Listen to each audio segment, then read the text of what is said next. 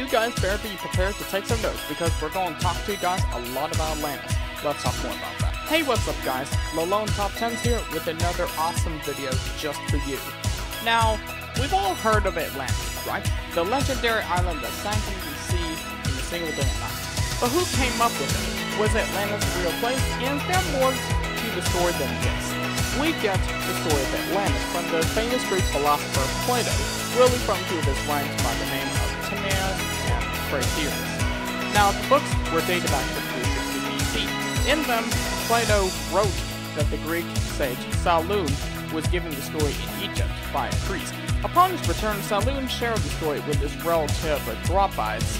Then Dropides passed it down to his son Critias, who told his grandson, also named Critias, who finally shared it with the philosopher Socrates and others who were present. This list should not be taken as historical fact, but as a true account of what Plato wrote. Whether we decide to believe in the legend is our own choice, but we can probably argue that this might have been the first recorded game telephone. So here are the 10 things you probably didn't know about the lost of Atlantis.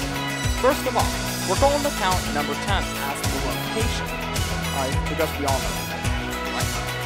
Well, many books and TV shows have a debate about the possible location of Atlantis. A quick Google search will show that some people say Santorini is Atlantis, while others believe that the waters of Bimini are hiding a road to the lost city. However, if we look at Plato's text, it tells us where the submerged island stood. The text reads that Atlantis came forth out of the Atlantic Ocean. Well, it goes on to say that there was an island situated in front of the straits, which are by you called the Pillars of Hercules. Today, we call these the Straits of Gibraltar, where Spain and Africa are separated by a narrow strip of sea.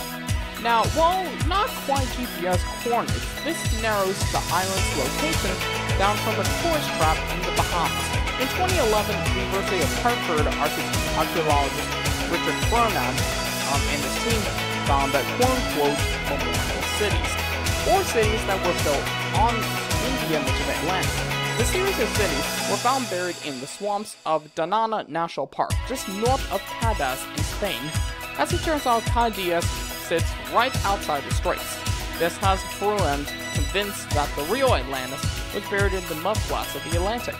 His findings match the story's text that the sea in those parts is impassable and impenetrable, because there was a shower of mud in the way, and this was caused by the subsidence of the island. Cádiz is also said to be one of the oldest cities still standing in Western Europe. It is also believed to have been built by the Phoenicians around 700 BC, but some records claim the city goes all the way back to 1100 BC. Greek myth says that the city dates back even before this. Why is this important? Long ago, the city's name was Gades. This was convenient, since the text tells of an Atlantean prince by the name of Gadarius by the prehistoric citizens of Gades. He was given the far eastern side of Atlantis. This was part of the island would have faced modern-day Cedius. Well, that's why the story says that Cedius, or Gades, was named after the prince. Of course, Plato wrote all this at least 3 to 4 years after the city's founding. So maybe he was being liberal and he was naming Atlantean princesses, you know? That's how it works. So next of all, we're going to go into a number 9, with Atlantis was named after a demigod. Now, most people probably believe that Atlantis got its name from being in the Atlantic Ocean, but the text claims that it is the other way around. As the story goes, Poseidon, the Greek god of the sea, had 5 pairs of male twins with immoral Atlantean women by the name of Selito. The god gave each of his 10 sons different portions of the island over which to rule. Gadarius was the second eldest of these sons. While he may have had a city in Spain named after him, it was his older twin Atlas who would have the glory of being the island's namesake. As the firstborn, Atlas had the entire island and even the surrounding ocean named after him. His children would also reign over Atlantis forever. Talk about picking favorites, right? we're going on to number 8 with half the story is actually missing. We know that Plato wrote at least 2 books about Atlantis. Today we have a complete version of Timaeus, but we do not have a complete copy of Critias. Now, Critias ends after Zeus, head of the Greek gods, collected all the gods into their most holy habitation, which, being placed in the center of the world, beholds all created things. And when he had called them together, he's back as follows. It ends there. Talk about a cliffhanger. It is not known if Plato left the book incomplete on purpose or the finished version was lost long ago. Not only were we missing the ending of Critias, but it's also thought that Plato wrote, or at least planned to write, a 3rd book on Atlantis called Hermocrates. Now, there were a couple of facts to support this theory. A line in Critias reads, Critias, we will grant your request, and we will grant the same by anticipation Hermocrates, as well as to you and Timaeus. So, this suggests that a 3rd account of the story was to be given by Hermocrates. Now, also, the names of the 3 books may contain a hidden message, especially when one looks at the order in which Plato wrote, or would have written them. Timaeus comes from the Greek teo, meaning to honor. Now, Critias comes from the Greek prima, meaning judgment. Lastly, Hermocrates was derived from Hermes, the messenger of the Greek gods. Timaeus honors prehistoric Athens for his heroism. Critias presumably ends with the Zeus's judgment of Atlantis, but what message might Hermocrates have delivered? The answer may lie in what we know about Hermocrates himself. He was a real-life military leader who helped to lead the successful defense of Syracuse against Athens during the Peloponnesian War. Now, this is much like the story of Atlantis. In the story, an Athenian state from archaic times repels an attack from the superior force of Atlantis. Maybe the message in Hermocrates would have touched on why Athens' attack on Syracuse failed and how Syracuse was able to defend itself from conquest. Unless somebody finds a copy of this book, we may never know the whole story of Atlantis. We will go to number 7 now, with Atlantis would be at least 11,500 years old. Now, Solon was said to be the wisest of all Greek sages. The text states that the story of Atlantis was handed down to Solon in Egypt when he wanted to withdraw one of the priests to speak about their oldest of tales. To do this, Solon decided to tell the priest about the oldest Greek stories he could recall. He spoke to them about a great flood and said about the first man. After listening to Solon, one priest responded, "Oh, Solon, there is not an old man among you. In mind, you are all young. There is no old opinion handed down among you by tradition." Now, the priest went on to say that Athens, Solon's home city, was much older than he thought it was. In the Egyptian registers at Sais, it was written that Sais was founded about 8,000 years before their own time. It was also recorded there that Athens was founded 1,000 years before Sais, and that the Athenians of this time fought off Atlantis. Solon lived from, well, roughly about 603 BC to about 560 BC. If this story is true, then the fall of Atlantis might have occurred around 9,500 BC. This would make Atlantis about as old as Göbekli Tepe, which is dated to be around 10,000 BC, and this is considered to be the world's first temple by archaeologists today. This book flipped history on its head, literally, but for now, it will have to remain on history. So, we're going to go on to number 6 with the actual story is true. Well, according to Plato. Well, we said that no one should take this list as a historical account. In the text, however, Critias claims that the story is true. Then listen to a tale which, though strange, is certainly true, have it been attested by Solon. Now, to which Socrates responds, "Now, very good, and what is this ancient famous action of the Athenians, which Critias declared on the authority of Solon to be not a mere legend, but an actual fact?" While it is important to note that Plato discerns fact from fiction in his story, there is a story that once upon a time, Pantheon, the son of Helios, having yoked the steeds in his father's chariot, because he was not able to drive them in the path of his father, burned up all that was upon the earth. And was himself destroyed by thunderbolt. Now this has the form of a myth, but really signifies a declination of the bodies moving around the earth. Now, here, Plato acknowledges that sunmonths are symbolic in nature.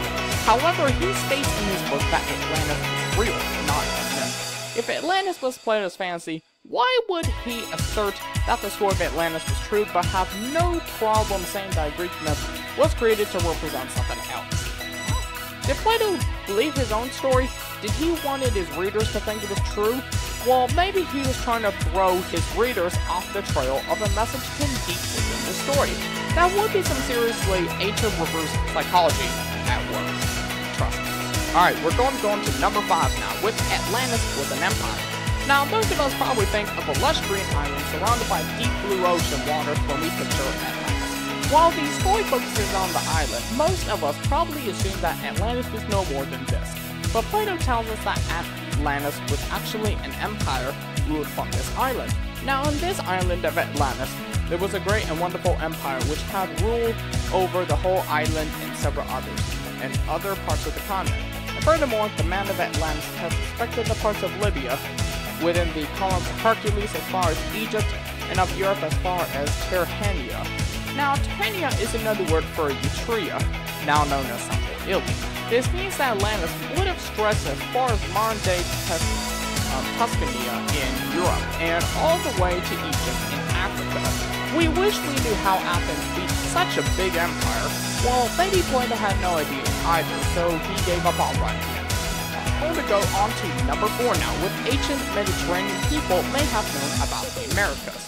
While it is possible that Plato made up Atlantis for philosophy's sake, there is one part of the story that would have been hard to fabricate. In the story, the Egyptian priest tells Saluna the island was a way to other islands, and from these, you might pass to the whole of the opposite continent, which surrounded the true ocean. The surrounding land may be mostly truly called a boundless continent. So there was a continent on the other side of the Atlantic that was so big that it seemed to surround the entire ocean. Could this mean that ancient Greeks and possibly ancient Egyptians knew about or had even been to the Americas?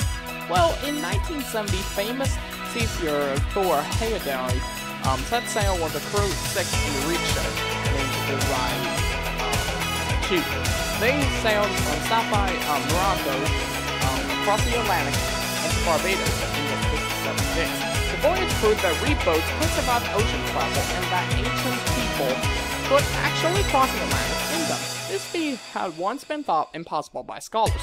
However, this does not provide that Egyptians or Greeks, for that matter, made it to the Americas, but Heyerdahl proved that it was at least possible for them to do so. Trust me. Alright, let's go on to number 3, with women were allowed to serve in prehistoric Athens. Now, every so often in America, the issue of women in the military comes up. Should we allow women to serve in combat positions? Should we make women sign up for the draft? Well, although we seriously consider these questions today, they would have been laughable to Greeks about 2,500 years ago. In fact, it was Plato's student Aristotle who once said, "Silence is a woman's glory." And, well, could you imagine what the Spartan warriors would have done if a woman had tried to join their ranks? We hope you ladies like being kicked into deep pits by Spartan kings with spray-on abs. Seriously, they would have not liked this.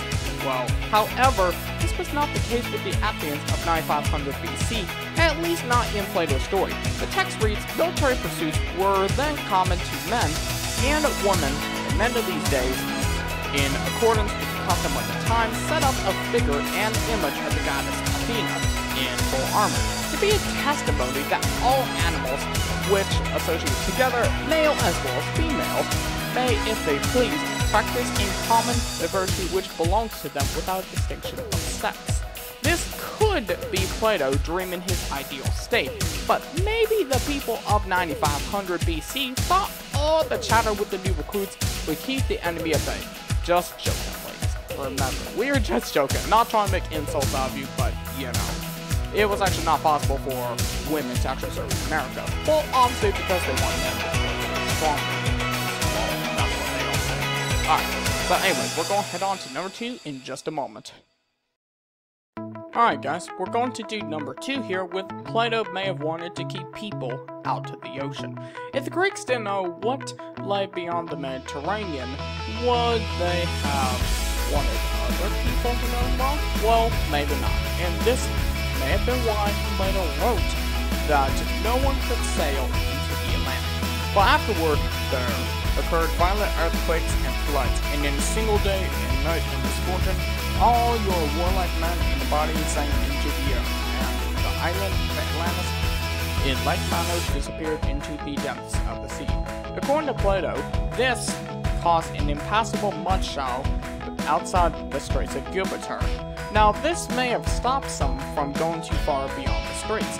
Plato implied that the Atlantic was not able to be sailed into during his lifetime when he wrote, for in those days the Atlantic was navigable.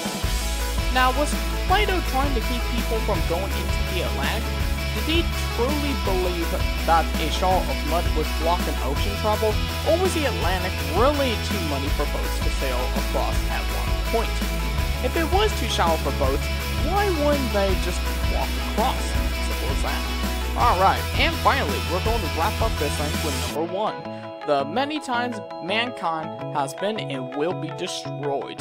The Egyptian priest had told Saloon that none of his stories were truly ancient compared to his own. According to the priest, the reason for Saloon's lack of quote-unquote truly ancient knowledge is that mankind has been destroyed time and time again. There have been and will be again many destructions of mankind arising out of many causes. The greatest have been brought about by the agencies of fire and water, and other lesser ones by innumerable other causes. The priest explains further, and when on the other hand the goddess purged the earth with a deluge of water, the survivors in your country are herdsmen and shepherds who dwell on the mountains. If the only people to survive were mountain dwellers who had no knowledge of their distinct past, then it is easy to see how an entire civilization's history would be lost in time. The priest believes that Egypt survived these disasters when almost no one else did because Egypt received very little if any rain. Now, instead, they received annual floods from the Nile River, which raised enough to provide them, but not enough to destroy their world. Some places are too wet, and some are too dry, but Egypt is ripe, baby. Just kidding, it's really dry. So, yeah, just don't believe whatever I say. Alright guys, that is it. Hopefully you liked this video. If you have any other things that I did not mention about what most people don't know about the city of Atlantis, just let me know in the comments down below. Also guys, don't forget to subscribe to Alone Top 10s for more awesome productions just for you every day. Don't forget to like this video, and see you guys next time in another Alone Top 10s production. Take care.